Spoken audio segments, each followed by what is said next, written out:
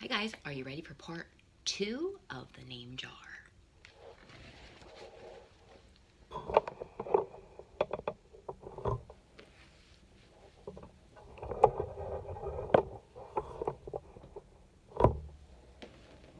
At 3 o'clock, the bell rang for the end of the school day. Eunhai looked out the window and saw it was sprinkling. It's the same rain, she thought, but in a different place. She watched other kids leaving in groups. Hey! A familiar voice called out to her. Eunhai turned around to see the curly-haired boy again. I'm Joey, he said. And you? Don't you have any name? Eunhai thought for a moment. Well, I can show you, she said, and took out the small red pouch. She pressed the wooden block on the ink pad and then stamped it on a piece of paper. This is my name stamp, she said. My grandma gave it to me. In Korea, I can use it as my signature when I open a bank account or write a letter. And whenever I miss my grandma, I use it to fill a piece of paper. Want to try it? She offered the stamp to Joey, and he carefully inked the stamp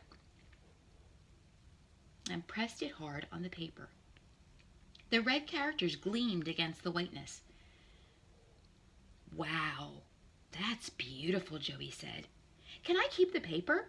Sure, Eunhai said, and then the two of them shared her umbrella as they walked to the school bus. Now, why do you think they're sharing an umbrella, friends? I think so too.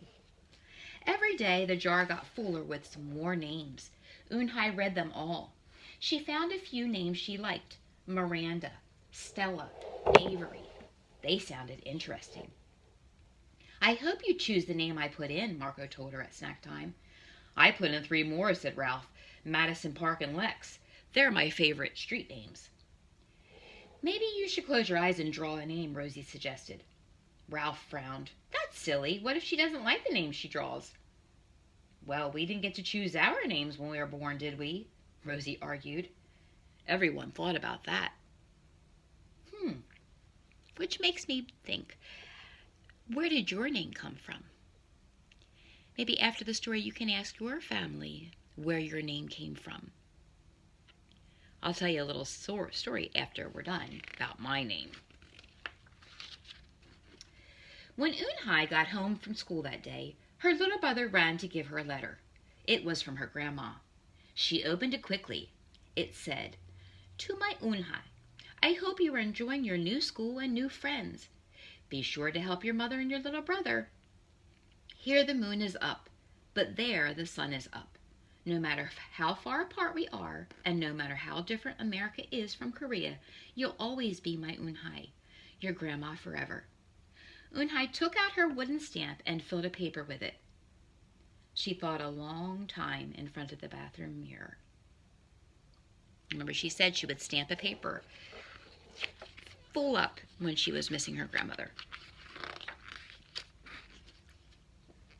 On Saturday, Eunhai walked to Mr. Kim's store. Mr. Kim was helping a customer, but he looked up and greeted her.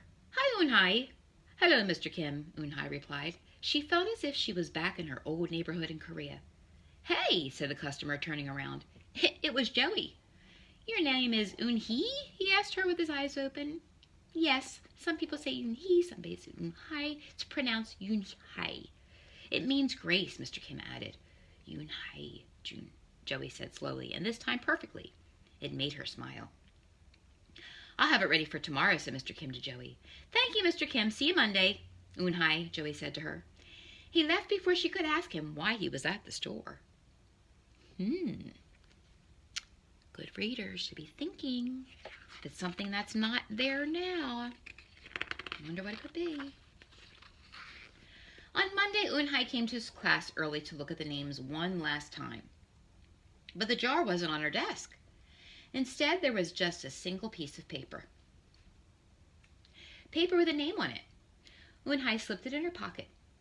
Where's your name jar? Ralph asked as soon as he saw that it was gone. I don't know, Eunhai said. It wasn't on Mr. Kokoto's desk or on any other desk. And it wasn't on the counters or any of the shelves. As other kids arrived, they helped look. Soon Mr. Kokoto's came in, and Ralph shouted at him. The name jar is gone. The jar with all the names in it. Gone? Mr. Kokotos replied. With a look of concern, he asked Unhai, Did you get a chance to read all the names? Unhai nodded. She took a breath. I'm ready to introduce myself, she said. Oh, and look at everybody looking everywhere for the jar, under the desks, on the bookshelf. That's what you would be doing too, right? Unhai wrote her name in both English and Korea on the chalkboard. You could see it.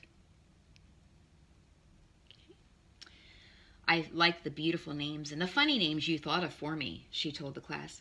But I realized I liked my name the best. So I chose it again. Korean names mean something, and Unhai means grace.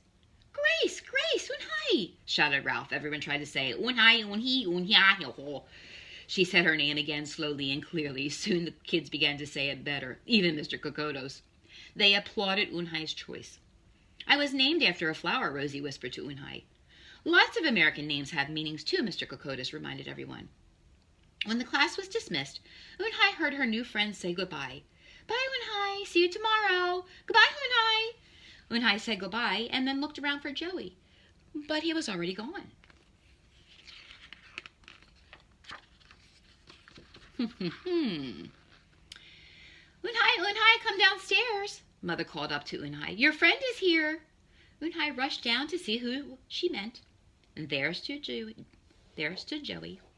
And in his arms was the name jar. Where did you find it? Asked Unhai breathlessly. Joey looked embarrassed. Well, I took it, but only because I wanted you to keep your own name, and you did. He reached in and pulled out the names. Do you want to keep them? Thank you. I'll keep them as a souvenir, Unhai said happily. Then she pulled out a piece of paper from her pocket. Do you want this back? Joey grinned. You can keep it. I'll return the name jar to the class. Maybe you could put some Korean nicknames in it for us. Names with good meanings. I could do that, agreed Unhai. I've already gotten a Korean nickname, Joey said. Mr. Kim helped me choose it. Oh, that's what he was doing. Carefully, he pulled out a small silver felt pouch from his pocket. Then he took out a dark wooden stamp with beautiful Korean characters carved into it. He pressed it on the ink pad and then pushed it onto the paper next to her name. Chunku, said Unhai. That means friend. And Chunku smiled back. And some of you may already know that this is the sign for friend. It's like two of your fingers giving each other a hug. This is the sign for friend. And if you want to do my friend, you would simply put your hand on your chest. My friend. My friend. Oh, and how about my name? My name. My name is Tracy. That's my first name. And my name came from a kitchen sink company.